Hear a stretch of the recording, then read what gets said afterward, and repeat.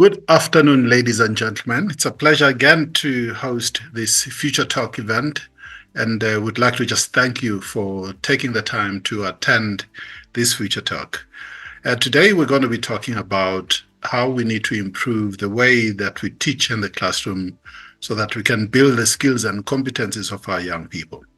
As we know, the world continues to change, especially the world of work, where the education system from preschool to primary school to high school to post-school, in other words, in technical colleges or TVET colleges or universities, in the whole world, everybody's grappling about how do we prepare young people for this fast-changing, technology-enabled world of work where we see a lot of uncertainty in terms of some industries because of the impact of other shift in industries and sectors, artificial intelligence and other technologies that are creating new opportunities, but at the same time are creating a threat for some of the other areas and professions and jobs in the marketplace.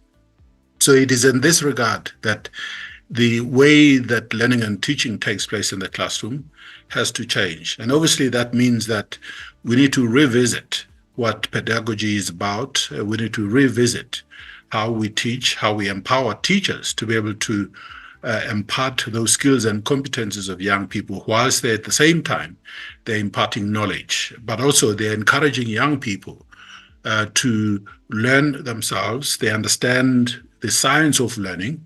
They understand that we cannot just continue following the practices and the teaching approaches that we've been following for many, many decades. So today we're going to be talking about what the Department of Basic Education particularly is doing to address the issue of the approaches to learning and teaching that we need to adopt in our public schools, but also in the whole country. And then we'll have Mem Mampolanga, who's going to talk about what Future Nation Schools is doing in this regard. So it is my pleasure and honor to introduce Ms. Cheryl Weston, who is the Director for Curriculum Strengthening, but also is now in charge of Education and Human Resources Development at the Department of Basic Education, National. And she oversees curriculum strengthening, which includes the three-stream model. The three-stream model, in case you didn't know what that's all about, it is about recognizing that the country, for many, many years, since 1994 particularly, has had a curriculum that's very focused on the knowledge part. But it is important that we now introduce other aspects in the curriculum, and that process has already started. So we have now the technical and vocational curriculum, as well as occupational curriculum, particularly in the high schools, in some of the schools in South Africa, not just the technical schools. So Cheryl Weston is in charge of that, but she's also in charge of teacher development at the Department of Basic Education. And she has nearly 30 years in education, so a vast amount of experience. And she leads South Africa's curriculum strategy, both locally as well as internationally. And it is in this regard that she serves as the deputy chair of the African Union's Continental Education Strategy for Africa Curriculum Cluster, as well as plays a key role in the G20 Education Working Group. So with that, it is really my honor to introduce Ms. Cheryl Weston, who's going to share with us where the Department of Basic Education is going with regards to preparing our young people for this fast-changing world of work. Over to you, Ms. Weston. Thank you very much, Dr. Nxasana, and good evening, everybody. Thank you for the invitation to join you and to share the work that the department is doing regarding preparing learners for the future. I could not agree more with you about the need to ensure that our learners will be able to not just, be part of the future, but actually to thrive in the future going forward. So as the Department of Basic Education, we it has been a significant number of years, about 12 years, since we have introduced our curriculum, which is the current curriculum being implemented, our curriculum and policy statement. Next slide, please. And you would see that um, we as a system had to really take a step back, and this is really the focus of my presentation. I will share where we are right now as a system, where do we want to be, and how do we plan to get to that vision that you so eloquently articulated earlier about equipping our learners for the future. On the next slide, we will see that curriculum evolution in South Africa, you can just move through it fast, is not new to South Africa. We've had quite significant pendulum swings in the past, but we've also had, gradual shifts, especially since we've introduced the caps. We had COVID, and COVID significantly impacted on teaching and learning, and therefore there was a need for us. And we took that opportunity that COVID presented to re-look at our curriculum and, make immediate changes, but also understand that there were longer term changes that is required to ensure that we place the system on a steady trajectory to improve learning outcomes. Now, when we look at our policy landscape on the next slide, we will see that as a policy document, our curriculum has been evaluated and benchmarked, and it emerges amongst the best in the world in terms of its intentions. And when one look at this particular intention of the learner, the vision of the learner that is expected to emerge, this is up there with what we currently want our learners to have. But the reality is articulated in the next slide, which indicate that despite having this wonderful profile of the learner that we want to emerge after 12 or 13 years of schooling, now soon to be 14, we still see a significant number of our learners that emerges from the schooling that is inadequately equipped for life beyond school. And that means whether they choose to go to higher education, whether they choose to enter the world of work, whether they choose to start entrepreneurial opportunities, our learners we do not see this vision of the learner that we have in the curriculum really come to life at the end of this 12 years of schooling. And when we delve a little bit deeper on the next slide, we will see that the challenges are really complex and multifaceted. We've seen, even through international benchmarking tests, that we continue to struggle, with low outcomes in terms of reading, in terms of performance in international and our own local systemic evaluations that take place.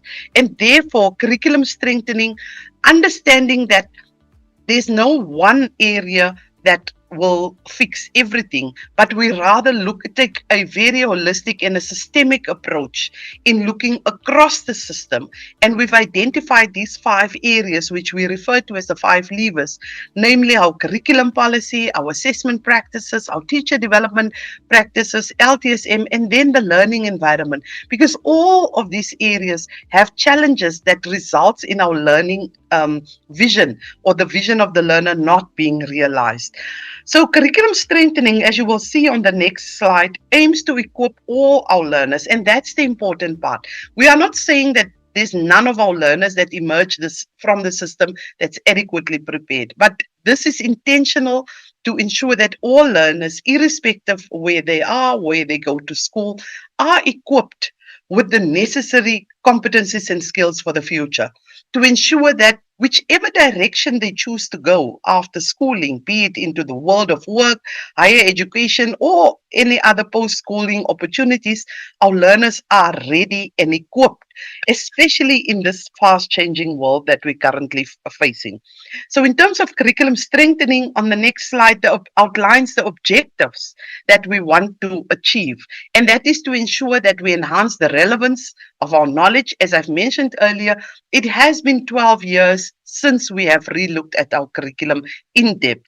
We've made slight amendments, emergency amendments during COVID, but it's now time to take a deeper look and to understand so much of the world has changed in that time. So the curriculum cannot remain static.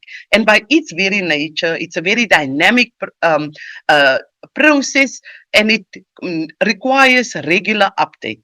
Of importance also is to ensure that there's alignment across these levers, meaning what the curriculum requires aligns to the assessment practices that we see in school, our teacher development, both initial as well as continuing professional development, has to align across the system in order for us to, as a system, move forward as opposed to one or the other area. So therefore, on the next slide, you would see that these are the 5 levers that we identified as the levers for change. And important to notice that they definitely not the same size. And the main reason for that is that whilst curriculum policy is the starting point, and many would argue the important part, without teacher development, an appropriate learning environment, learning materials for teaching and learning, as well as assessment practices that is aligned, the vision that we have set for this particular project will not come to life. If we look at the next slide, which we don't have to spend time because I think you've eloquently highlighted the changing context in the global world, the fact that we need learners. There is so much happening. If you can continue clicking through, please, that there is so much happening at such a fast pace. And that is what is most concerning. It's not that the world is changing, but the rate at which the change is taking place, which results in very complex challenges, including in our South African case also a widening inequality that we see across the system.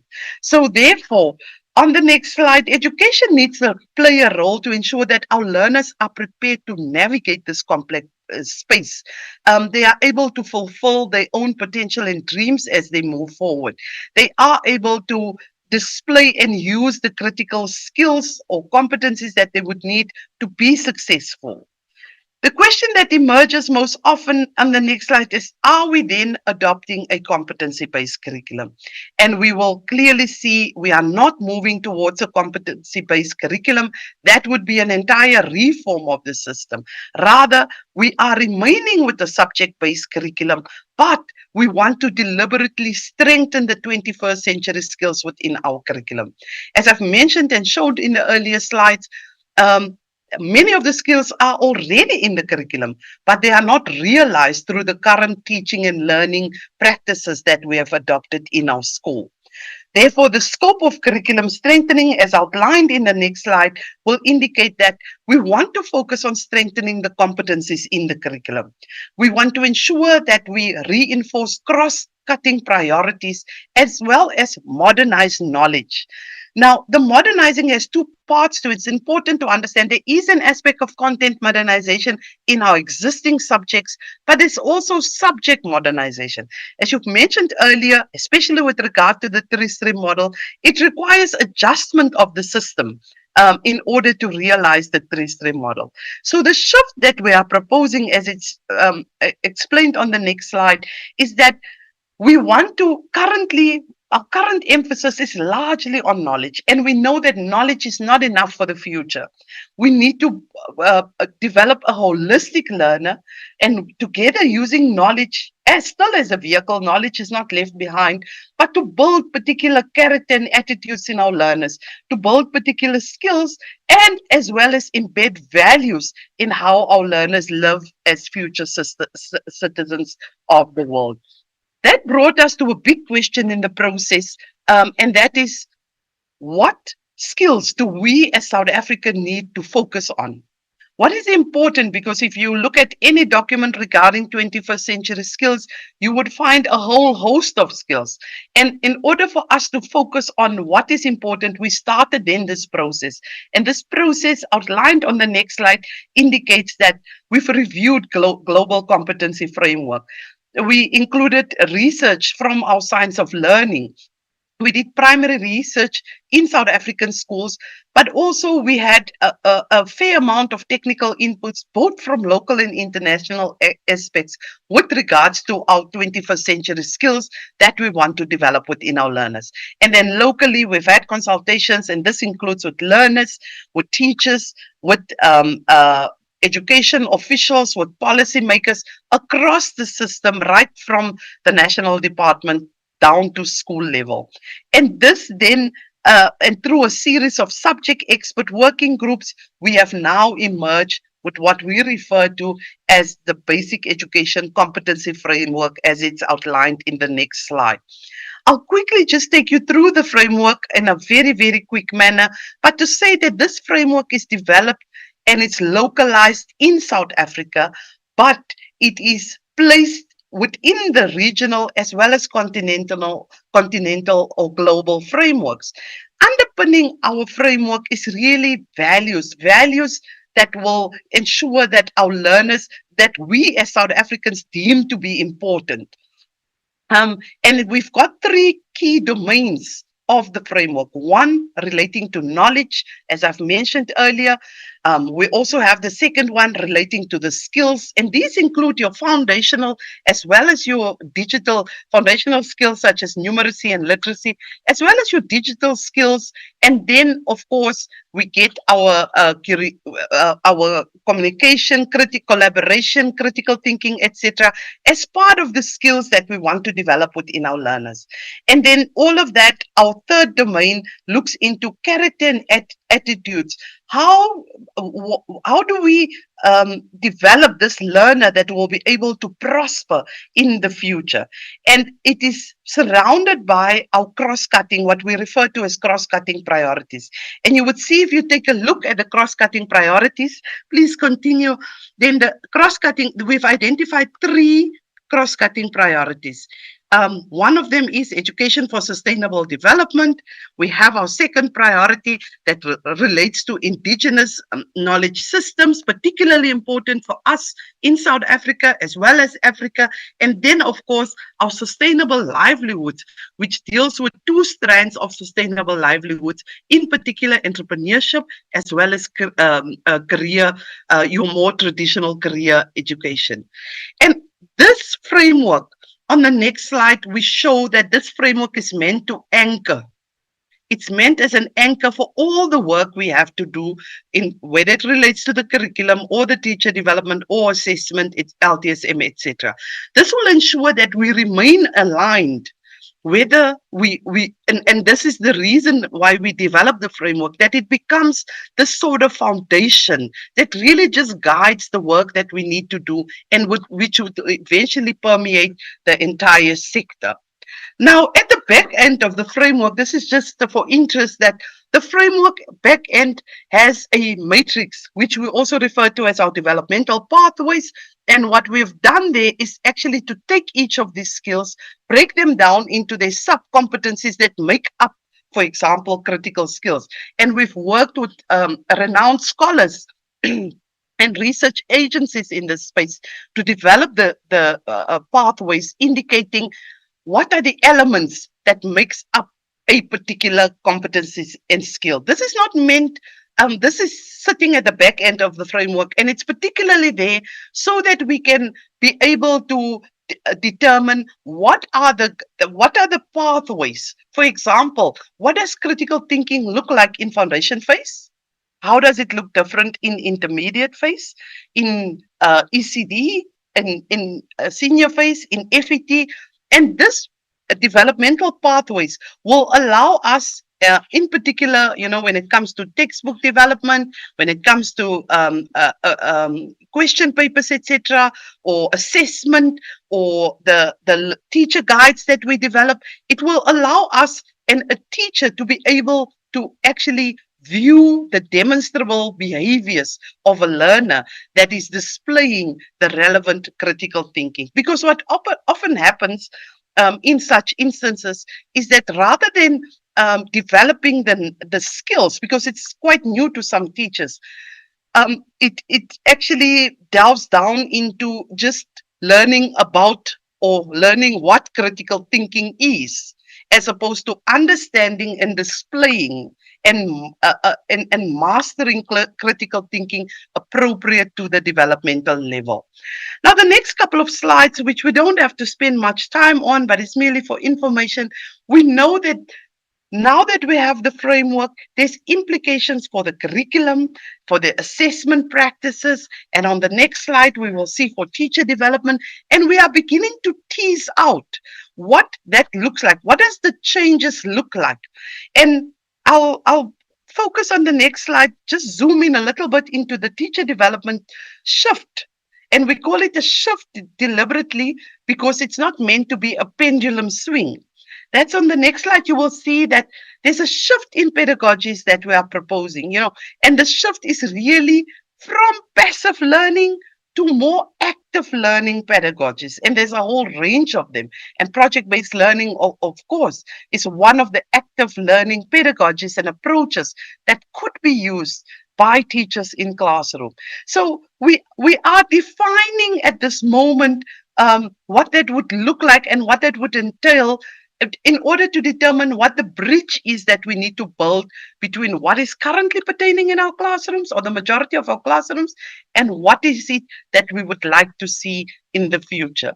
On the next slide, when looking at our active learning pedagogies, as I said, project-based learning is one of them and incorporates most of them, incorporates elements of these, the other, but this encourages authentic engagement by the learners.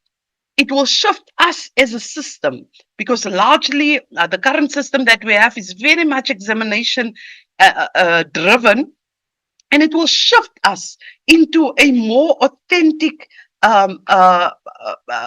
authentic teaching, learning, assessment of learners. And really, this is about learning, the deep learning that we would like to see in our learners. So this allows active pedagogies, allows the learners to really deal with real life tasks. And in dealing with those tasks, they then develop the 21st century skills that we deem to be important as South Africa, as it's within outlined within the framework. And this then allows teachers, and that's where the developmental pathways come in, to allow teachers to be able to view or observe the behaviors of our learners. And all of these active learning pedagogies that we are outlining here on the slide is really about, on the next slide, building the bridges between, currently having a largely knowledge-based curriculum, on the next slide, and more project-based learning, which will assist in developing that deep content mastery that we want to see. Because this entire process is rooted in improving learning outcomes. We want to ensure that our learners, we move beyond a score, a 60% and a 40% and a 30%, but we want mastery from our learners so they are able to develop the necessary skills that will allow them to thrive in the future. In conclusion, I just want to say that this is a long-term process. We do view it as an iterative process in its very nature, where there would be this continuing feedback loops that would allow us to continually revise and to ensure that our curriculum remains updated as we develop our learners for the future. Thank you very much. I'll stop at that stage. Thank you, Dr. Nxasana. Thank you so much, Ms. Cheryl Weston, for that really encouraging and really inspirational, process that the DBE is going on to make sure that, we are responding as a country in preparing our young people. So at this point, just a couple of things. If you have any questions, especially for those people who are on YouTube, please post them on the chat. We'll be able to attend to them. See, there have been a couple of questions posted already. And it is now my pleasure to introduce Ma'am Polanga, who is the head of schools at Future Nation Schools, but is also the head of teacher development. She holds a master's degree and, in fact, is a champion of project-based learning, having started on the journey of project-based learning way back in 2017, which is what Future Nation Schools has been doing since inception. So, Ma'am Polanga, over to you. Hi, good evening and welcome.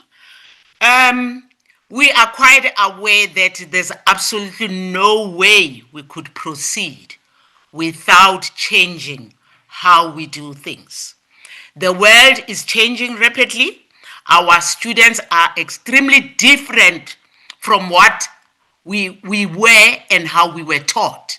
So, Cheryl, you're right. We have to change. We have to accept AI. It is here to stay. We have to adapt how we teach. We have to adapt how we assess. We have to adapt how we interact with the current student.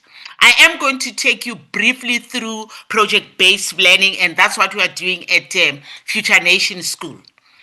Why is my screen not moving now? I'm trying to move my slide. Why is my slide not moving?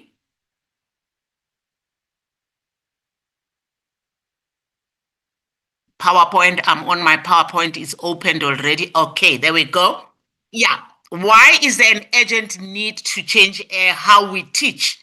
We definitely know that most of the time we were brought up lecturing, you go into the class, you talk and talk and talk, the students listen and listen and listen. Definitely what you are doing is a waste of our time because the students would only acquire 5%. The only time where we would say students are learning is when you start with discussions. And discussions, that's where the learning starts. They'll start accumulating, they'll start acquiring knowledge from the discussion.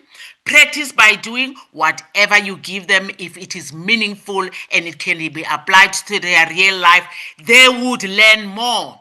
Teaching others, we always shy away from making our students to teach each other. There is nothing wrong with that. Let us encourage them to come in, let them go home, come back, and let's talk about it because there's a lot to learn from what they know. Why do we need that as South Africa? We need a method where students are engaged and the projects are meaningful to them. There should be collaboration, inquiry. Our kids are born with inquiring minds. They just need to be encouraged. They just need to be tapped and be told that you are capable of doing that, to be listened to. We should encourage them to solve problems, critical thinking, to be creative. The curriculum that will bring the real world into their life, because that's what they believe in. And it should foster AI. Like I indicated earlier on, we can't do without AI. We need AI. And why we need education that will empower both teachers and students and learners. Now, what is this project-based learning? In a nutshell, I would say it is where you encourage students to research, and research can be done as early as foundation phase, by the way. You encourage students to pose problems. We encourage students to inquire. We encourage students to explore. We encourage students to question the context, to question the status quo. We encourage students to question us, to question the textbook, to question what they see. That is project-based learning. Now, how would you encourage students to do all of what I'm talking about? When you are in the classroom or in a school, you challenge them with a problem. It could be a small problem as, we've got a problem in the school. We've got a problem of late coming. And how do we deal with that?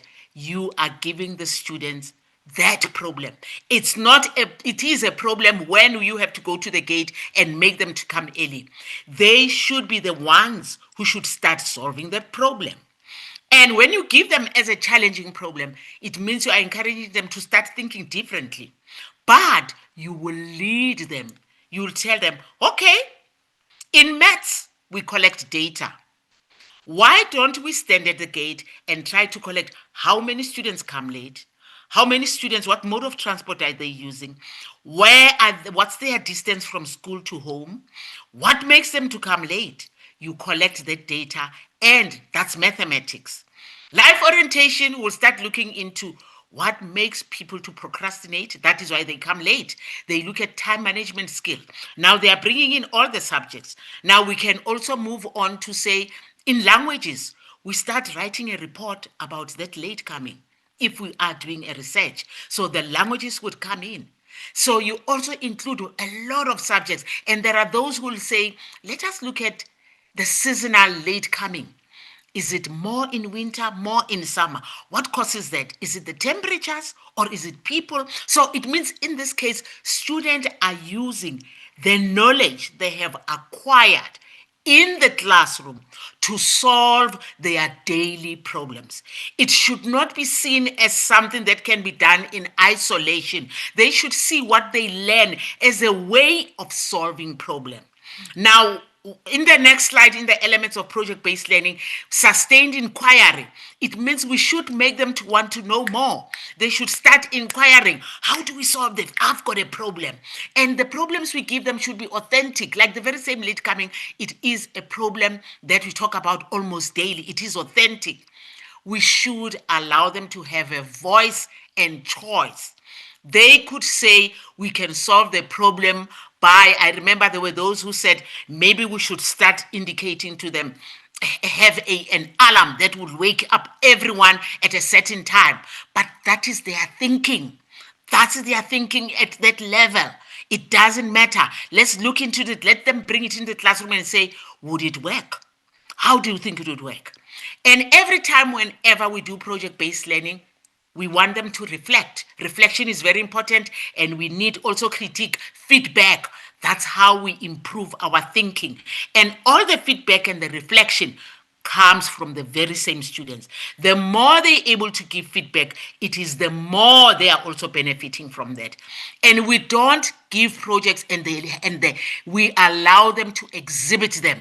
It should be a public product.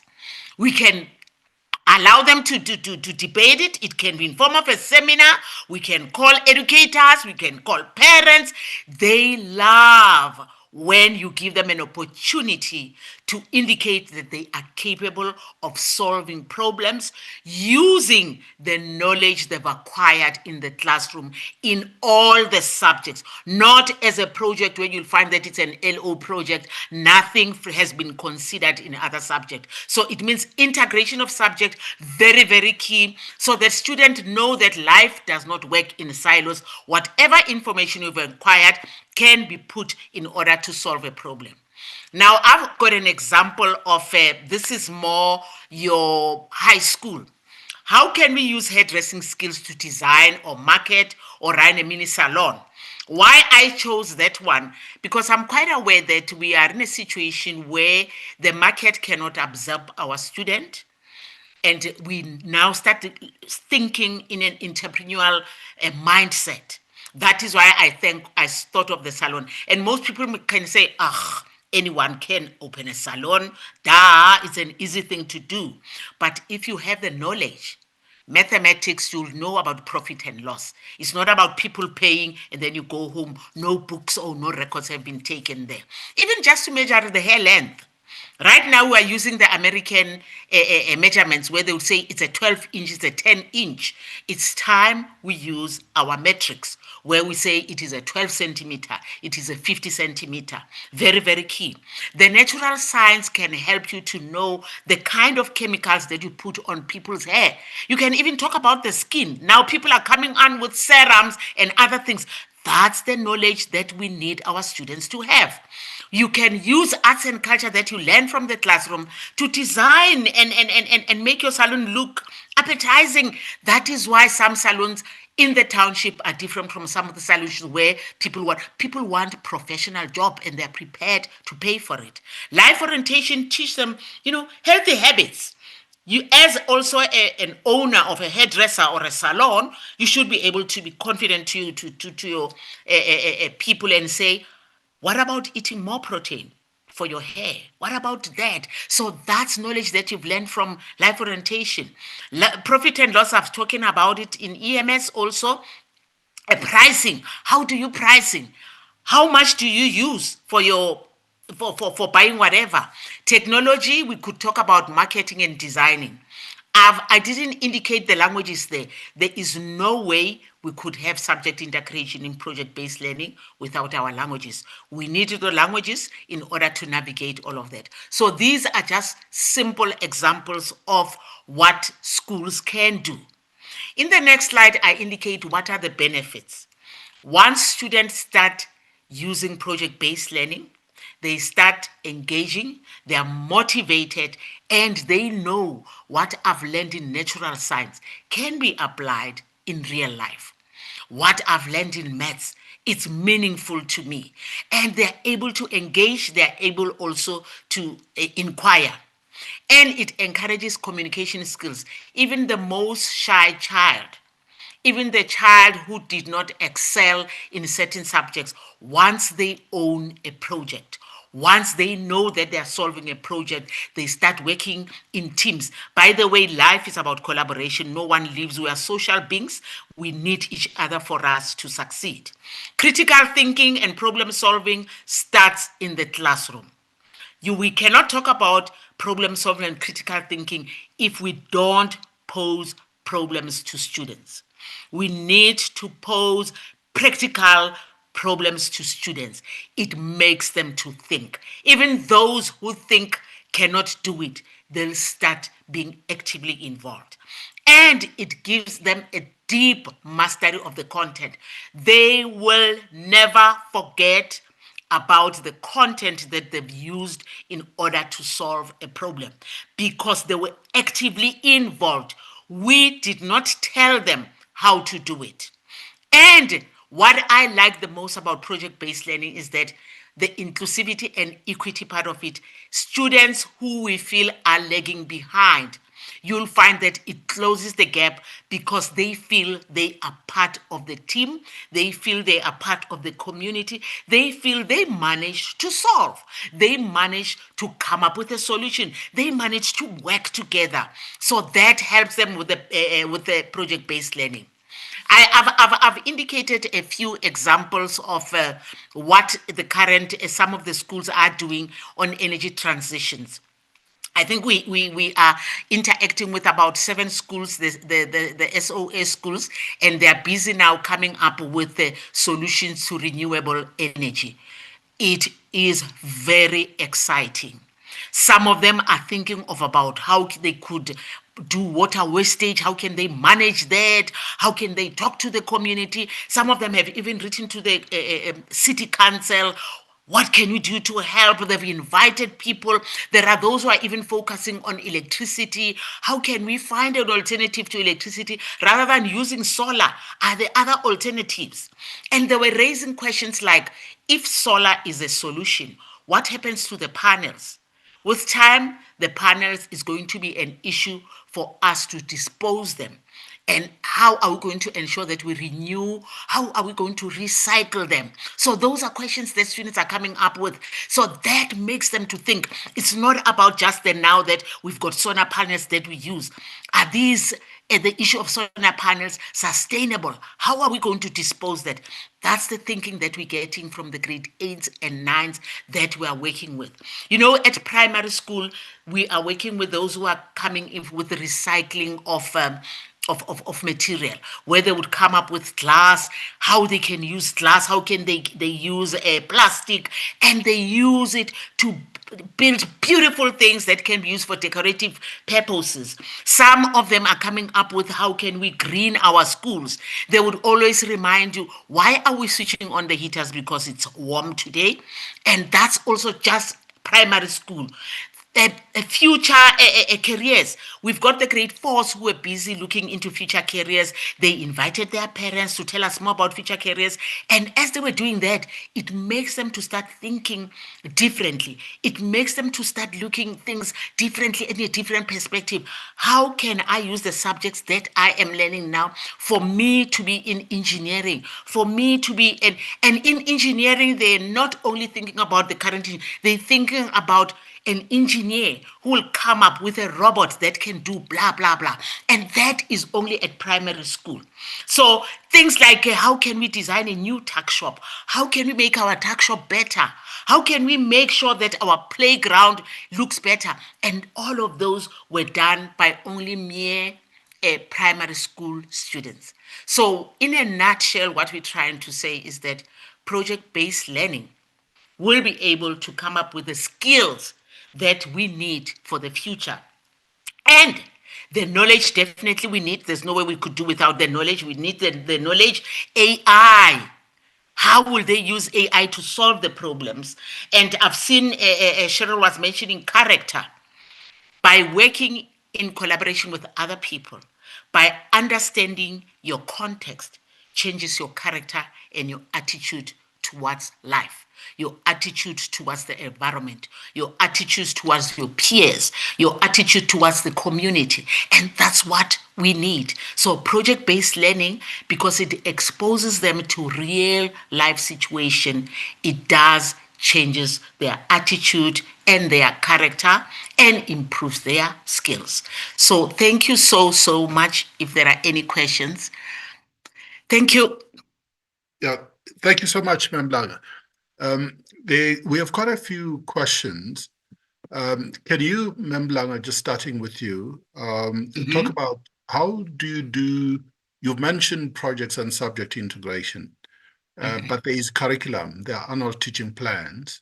How do you make sure that you are covering the curriculum as you are following project-based learning?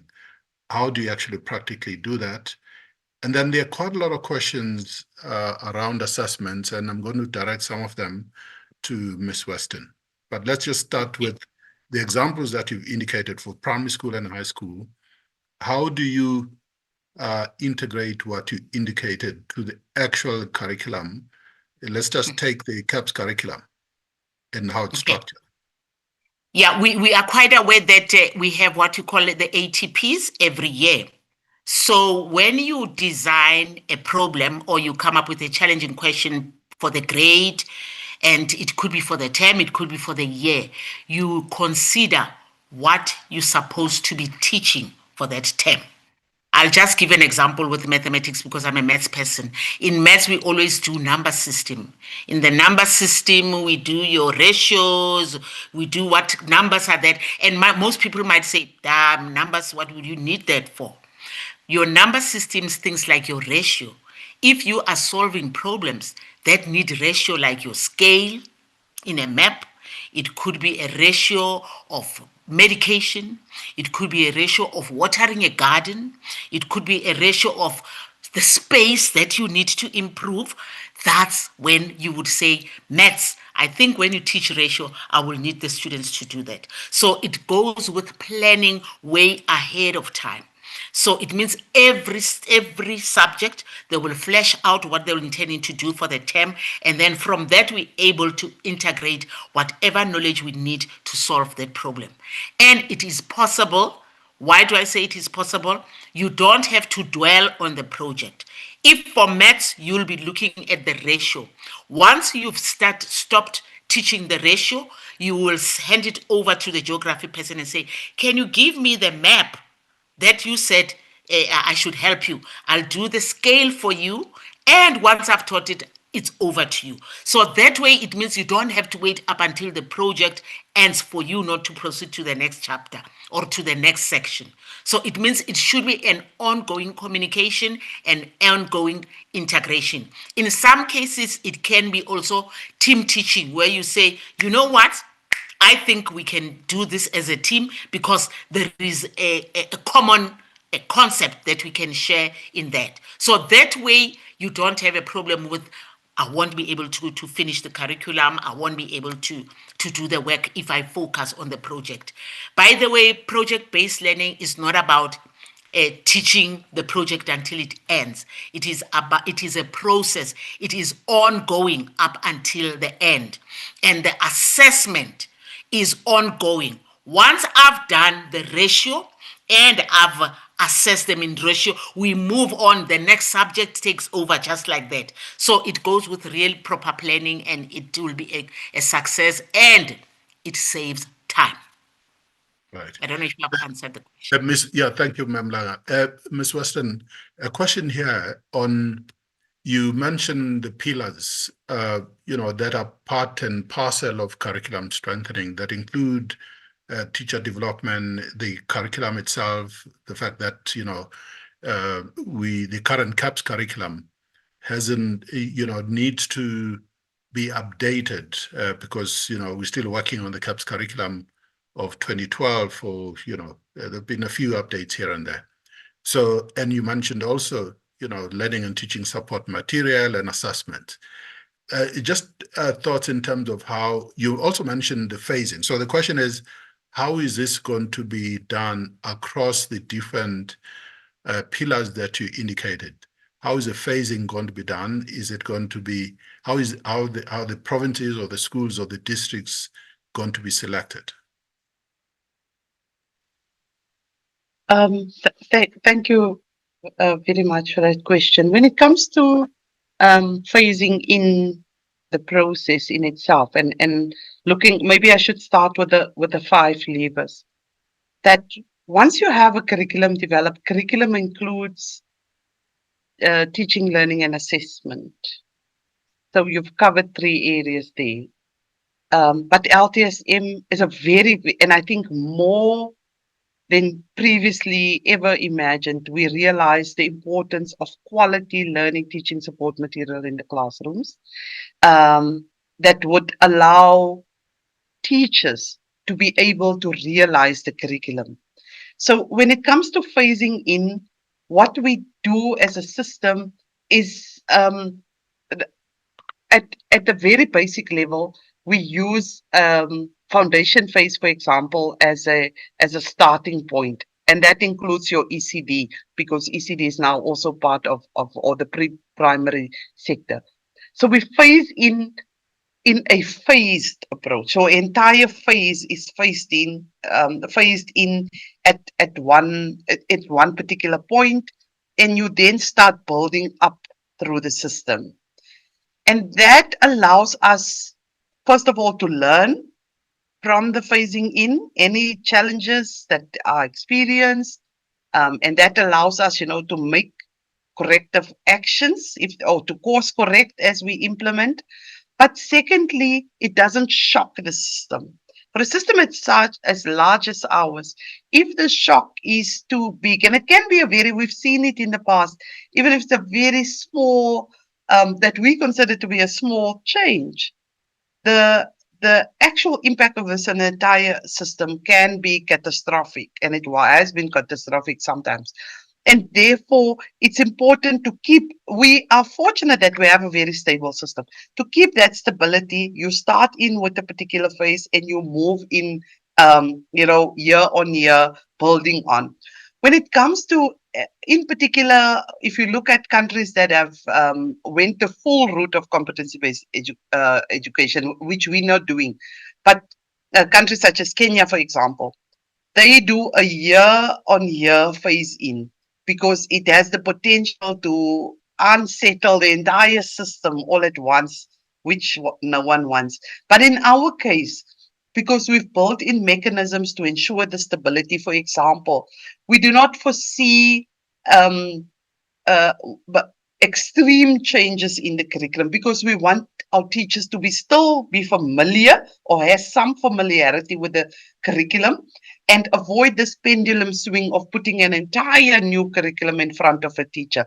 But we rather go the approach of a gradual iterative review over time. Every 3 to 5 years, you amend again and you bring in again, new content, for example, new focus areas in the subjects as opposed to all at once. And that's the approach that we opt to follow. No, that makes a lot of sense. I think you've answered some of the questions, because a number of questions about assessments. What is going to change in assessments? How is the change in assessments going to happen?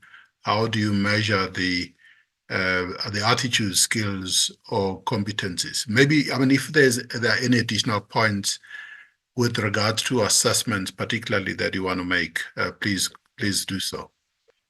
Yeah, I'll start off with one of the most, or the ones we get most often, is how do you measure? And as I said, these competencies and 21st century skills is not new in the curriculum, but they're not being assessed, and perhaps not, and what's not being assessed is usually not taught.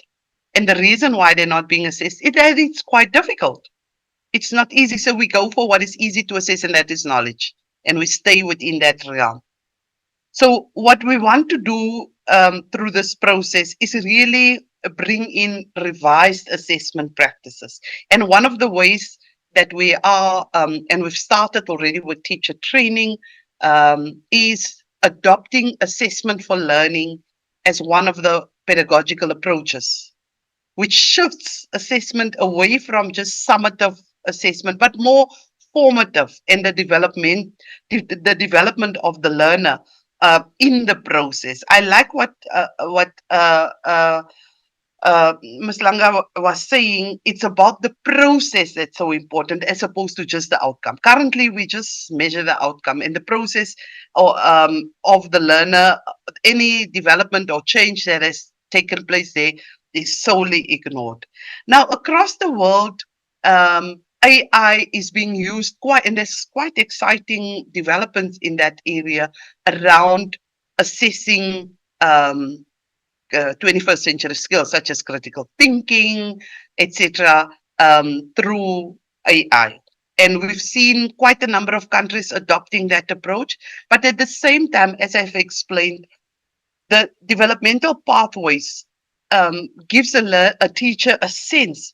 This is what a learner would display, or this is what you can expect a learner that performs at a particular level to display when it comes to, for example, and these are observable behaviors. So there's a lot of or demonstrable behaviors as opposed to what is written on a page or on a pen.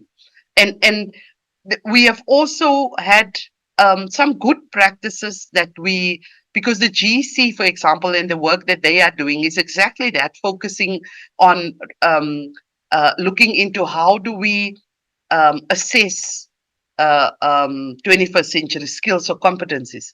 And one of the ways that they are also piloting in the system, and it's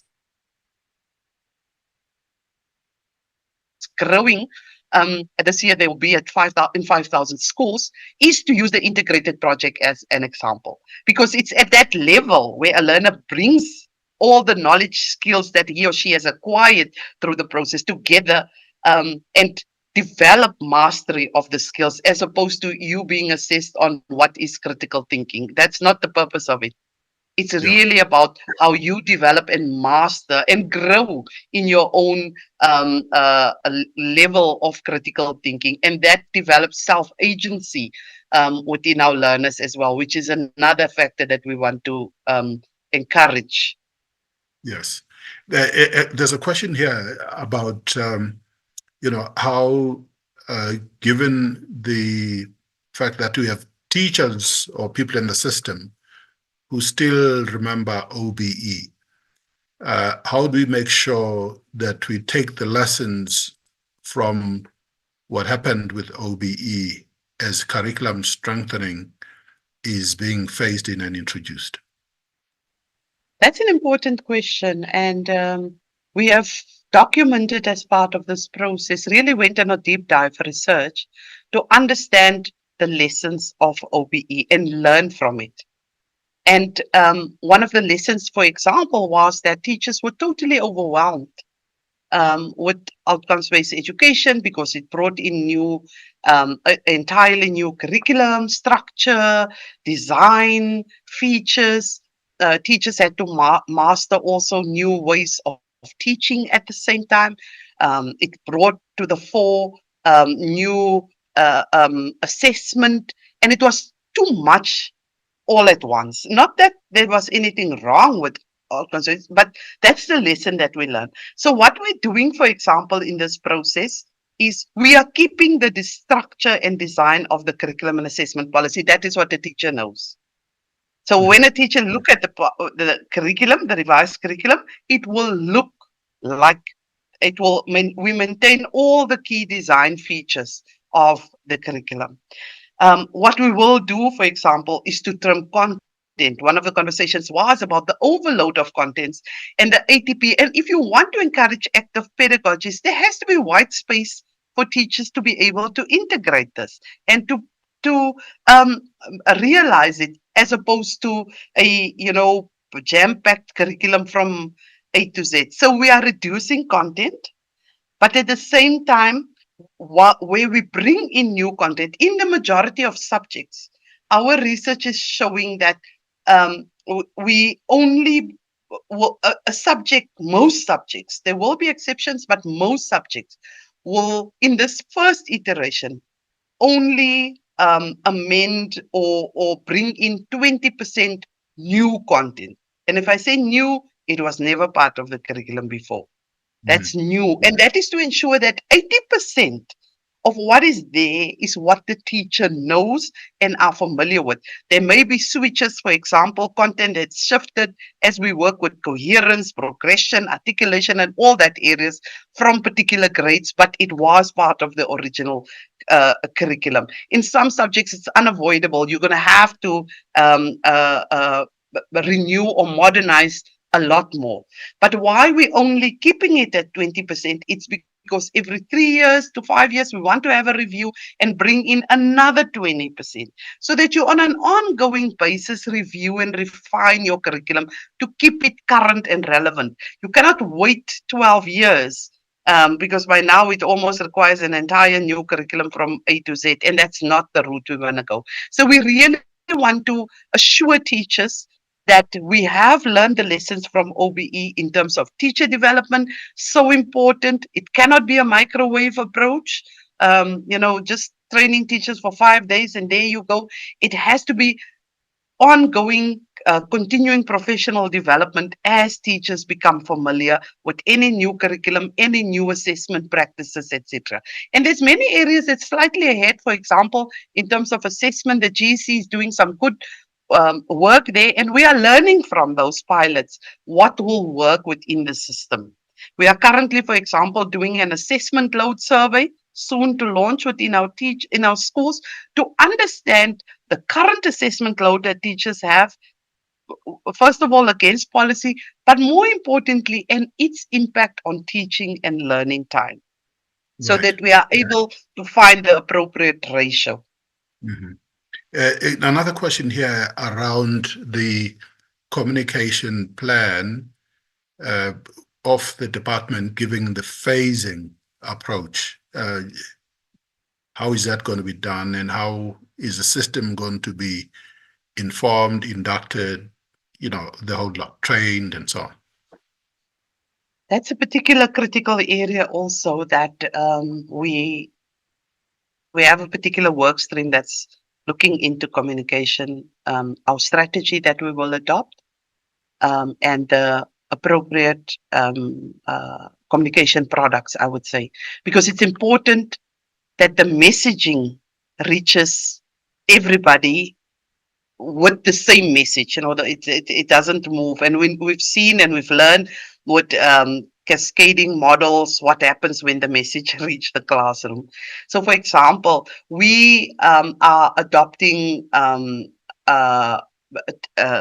have developed a number of videos, for example, that will ensure that the messaging remains constant, irrespective where it is shared, but it keeps the messaging constant for our teachers.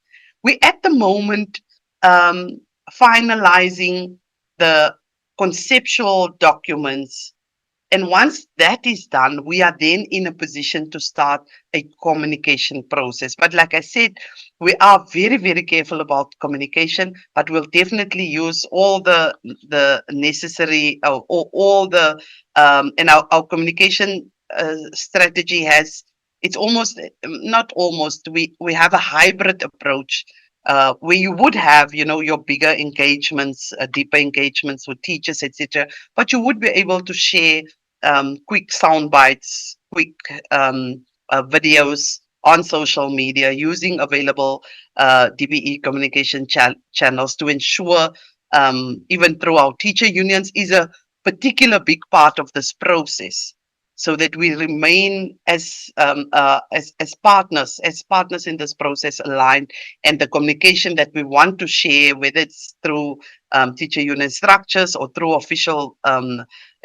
provincial, etc. Communication, but it remains, that's the key driver for us, is to keep the messaging the same, so that it doesn't turn into something else by the time it reaches a teacher. No, that's very important. Thanks very much for that. Question for Memlanga. How do educators balance student-led inquiry with the need to cover specific curriculum requirements and learning outcomes, especially in foundation phase? A very good question. Student-led inquiry is not possible if you do not ask them questions. At foundation phase, you pose a problem to the students and just allow them to go to town. Even if they give you answers that look ridiculous, it is their thinking. That's how they think. So it means you are allowing them to think to that point. That way, it makes them now to even think even better when you keep on saying, oh, you think this will work. Now, what do you think I should do? There's one student who designed a robot, and she said, she's in grade 3, and she said, I hate, when I have to pack after my toys after I've played with my sister. I need a robot that will pack everything. And she designed a robot that will detect colors, that the red will go this way, the yellow would go that way. And the question you'd ask with such a student would be, how will it know if it's purple, because you don't have purple here? And how will it know? How will it grasp or grab whatever it's supposed to sort in order? So we want them to think deeper. What else besides the colors that are involved? Because some of them are materials that have mixed colors. Some of them are material that cannot be just grabbed like that. So it makes them think. So inquiry can only work if you ignite those inquiring minds by asking them questions all the time. What we normally do in our school, every time when we start the day, we've got what we call a please do now. In a please do now, we ask them a question.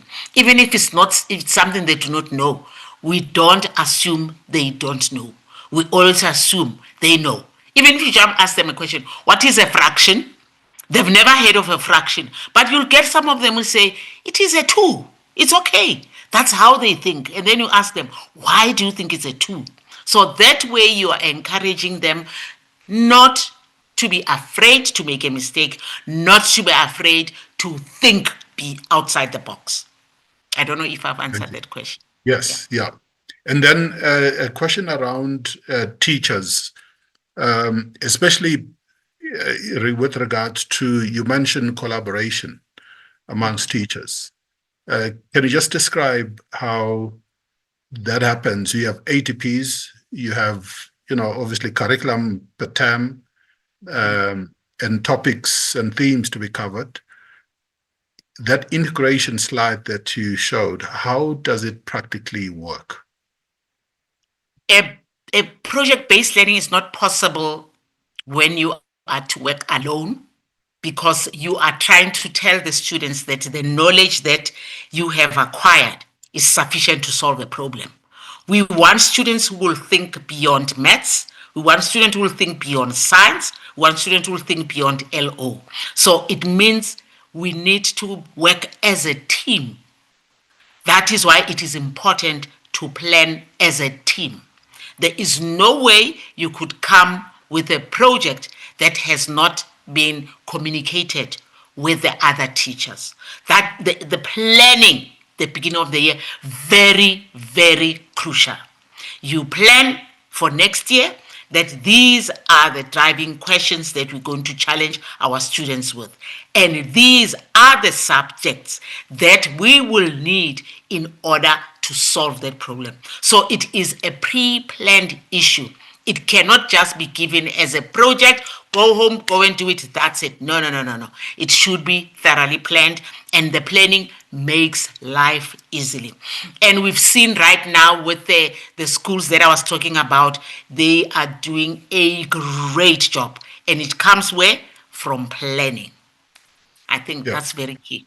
Good. And another follow-up question, which is about the critique and revision and reflection. And the question is, what are the most effective strategies for guiding students to give and receive constructive feedback? And how is reflection used as an assessment tool rather than the final tool? Okay, let's start with the critique. We use a tool that we always emphasize: be hard on content and soft on people. So we teach our students, when you critique, someone comes in with something, maybe a project, when you critique, rather than saying your project, we will say the project can improve if this and that is done. So we teach them a protocol of how to give feedback. Not where you'd say, I don't like your project, I think mine. So we avoid using pronouns and nouns whenever we give feedback. And in our feedback, the focus is to improve what we see rather than criticizing it. So it means we avoid judgments as much as we can. So that's very, very key for feedback. And then the other question you said, how do we? Yes, as they reflect, very, very important. I like that one. I've noticed with the English teachers, especially at high school level, they like to give students essays, and then after that come back, they mark first draft, take it back, second draft, and that's more common even up to grade 12. That should be done by students. The first draft should be given to another student to mark it, and using the rubric that you've given them to give comments.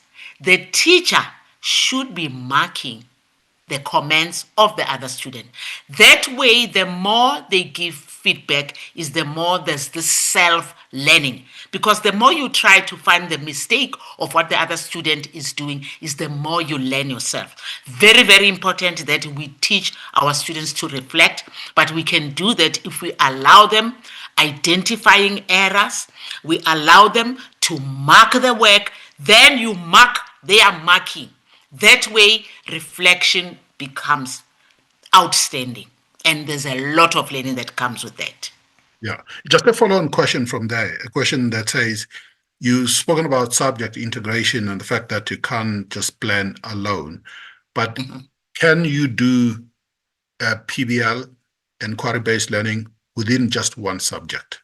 Is it a matter of must that you must always have a project?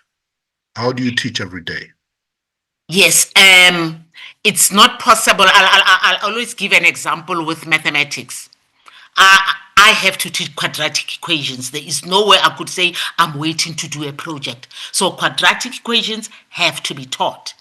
But how do I teach quadratic equations? I would give them an answer. I would say, my answer is 2x plus 2. What is the question? It's just a stupid example I've given. So that way, I'm forcing students to come with questions to the answer. That way, it forces them to inquire more than just to wait for solve for X. Because solving for X makes them to go to AI and they get the answers. So give them answers and say, find the question. We teach them to pose questions. We teach them to start asking questions. So by asking questions, they are learning better than if they give answers, because there's AI to do all of that for them. So it means we need to change roles, how we assess. Even the type of homework we give them, Don't give them homework there to say, do from number A to B. No, rather say, go and look at number A to B. Use your AI to find answers from number A up to J. And then when we come back, we're going to discuss the questions you got. Then that way, they are learning.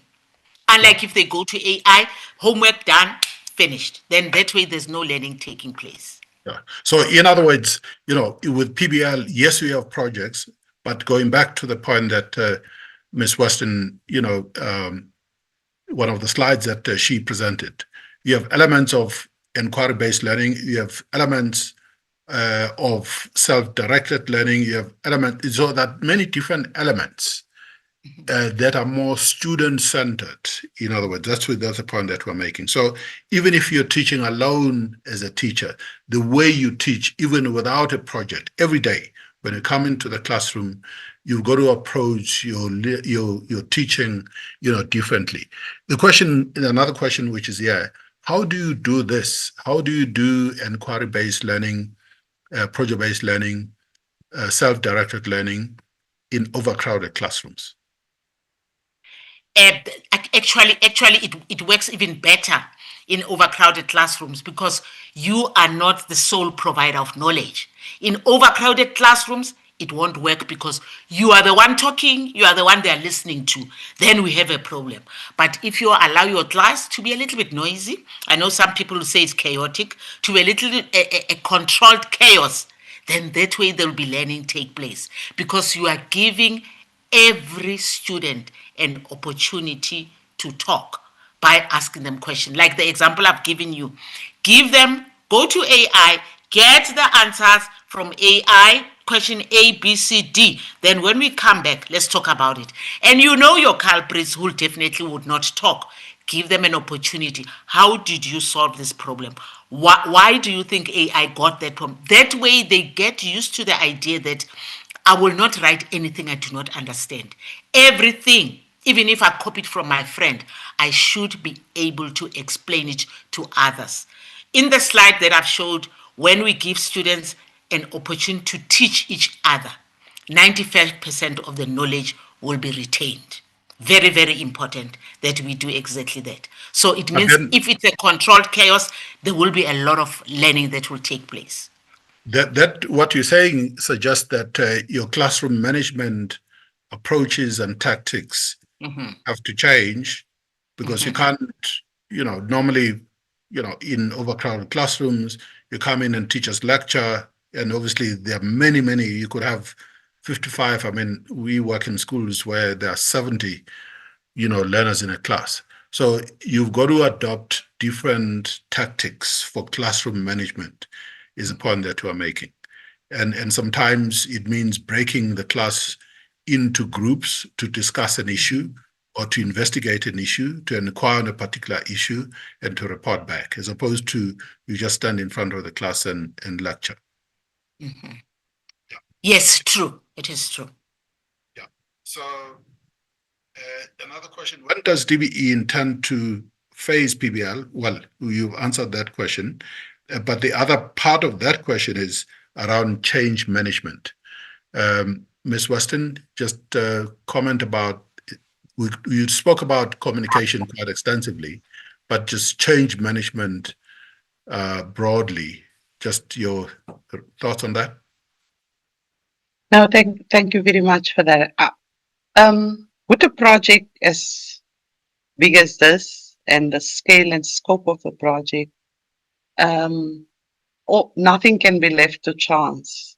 And we've learned from past experiences and reforms that we had, what could be done better and how the change has to be managed. And one of the key areas of or success indicators or drivers rather of change management is to ensure that teachers in classroom understand the entire process from A to Z. They understand their roles. You address the anxiety that teachers may feel because, of course, you're bringing in a new curriculum. What are you doing? What does this mean for me? Am I still a teacher? Do I have to go back to school? How do I change my pedagogies, whatever that may be. So that process, when it comes to change management, is really and we do this in very different ways, because we have had experiences over the past few years, where you ensure, like I said, the teachers at the ground level, your community members, is aware and is familiar with what to expect during this change. So nothing comes sudden, unaware. So the entire plan at a high level should be known and made plain to all the stakeholders, so that everybody can find their own space within this entire plan and know what to expect when. So when you regularize and when you are able to put down um, specific dates, timelines, that particular events will happen, you lessen the anxiety that comes with such huge systemic changes. And one of the ways that we deliberately do, even in the early stages as we work, is to involve our teachers, to involve our learners as part of the process, because they become change agents where they go, because they were part of the process. For example, we've started with reviewing the curriculum in order to identify the gaps and how do we bring the framework to life within the curriculum. Out of the in all of our writing teams, as we call them, there is at least probably between 60 to 70% teachers part of that process. And it's deliberate, because teachers need to understand what has been happening, because they, in their different schools, different areas where they work, become the change agents for others that were not necessarily part of the process. So it's a very delicate process that we manage, but one of the key principles that we've adopted is to ensure system stability in whatever we do. And that allows for change to be manageable or meaningful as we roll it. It's no sudden surprises, no sudden moves, but really playing, revealing all the cards, so that you also build on the trust deficit that may exist there, to be able to say, this is what the plan looks like, this is how it will unfold, and you continually manage particular areas that may emerge, or risks that you may have identified previously already. Thank you so much. Thank you. A final question for you, Weston, is, is this going to be treated like GEC?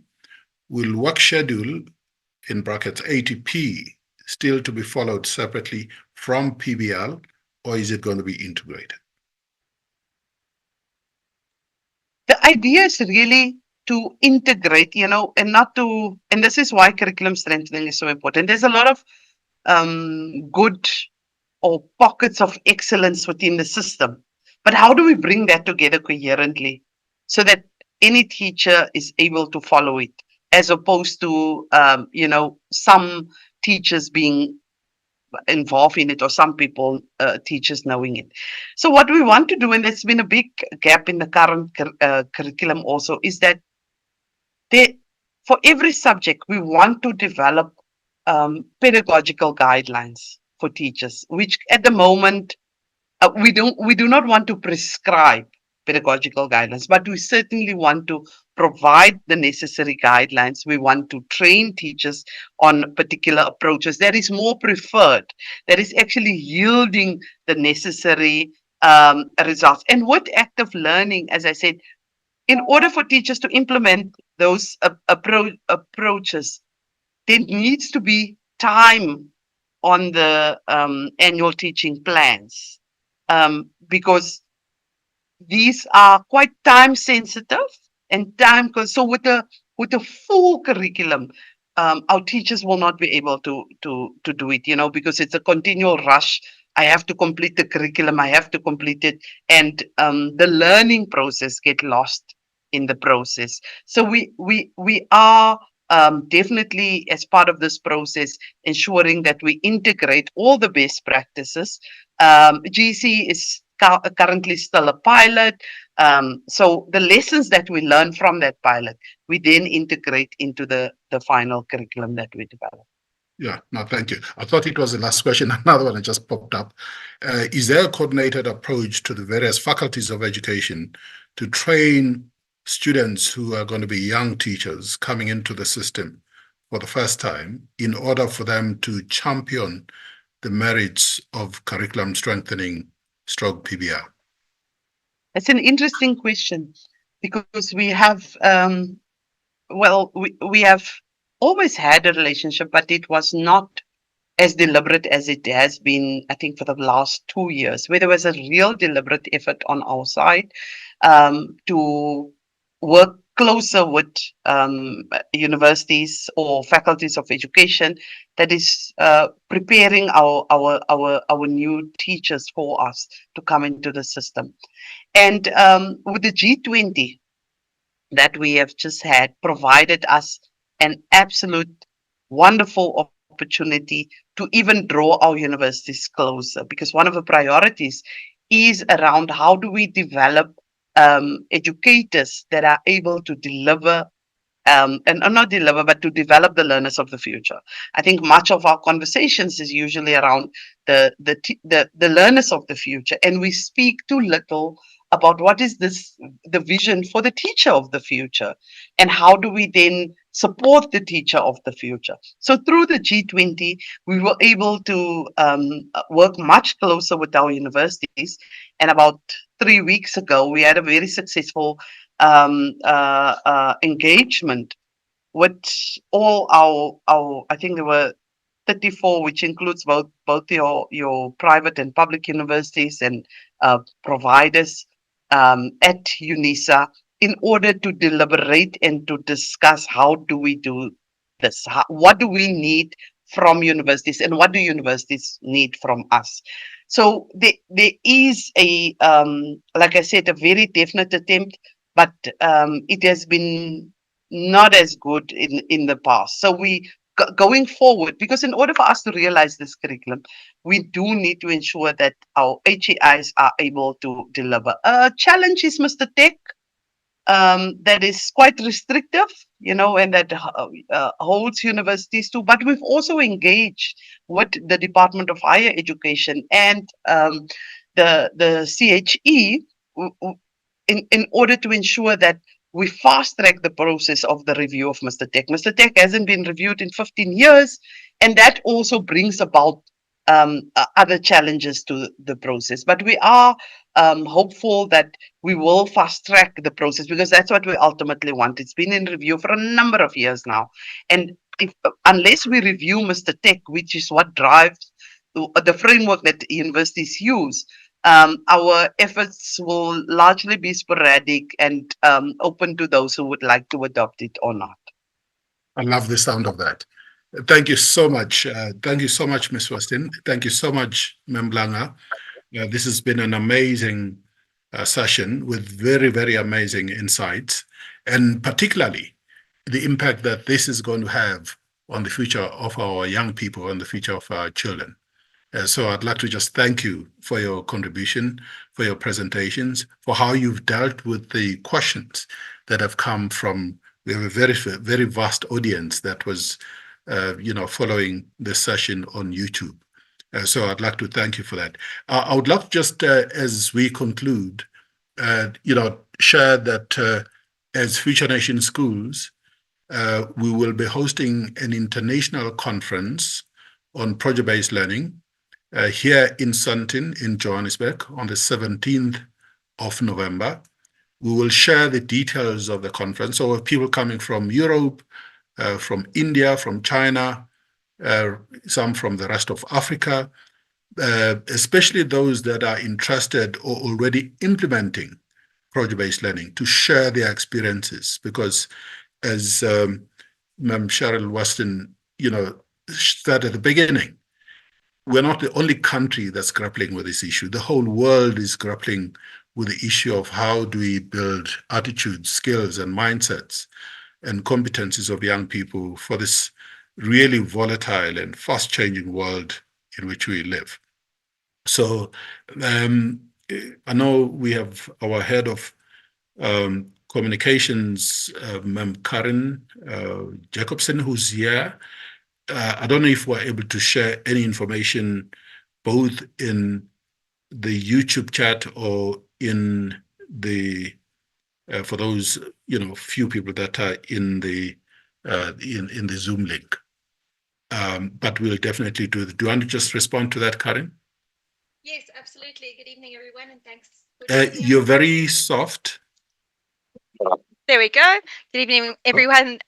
Thanks for sticking with us till the end of this great discussion. So we will be sending out the full details with the clickable link to tickets. There are a limited amount of tickets available, so don't delay in terms of getting those tickets through. And tickets will be at a cost of 300 Rand per person for the full day conference. The conference is as previously mentioned, taking place on the 17th of November, and it is full day, so starting at 8:30 in the morning and finishing at 4:30. Looking so forward to engaging with more of you on this topic. Where do people find information on the conference, and where exactly in Johannesburg? So we'll be sending all the details with the recording and the presentations via email to you. Tickets will be available on Quicket, so you'll be able to do an EFT or pay by credit card for the tickets on the night, and the event itself will be taking place at the Capital Empire in Sandton City. For that. So yes, this is a very, very important topical issue, not just the world. And we are really, really thankful to Ms. Cheryl Weston for having shared what is happening, which is really, really encouraging from the Department of Basic Education. So thank you and have a good evening. Thank you.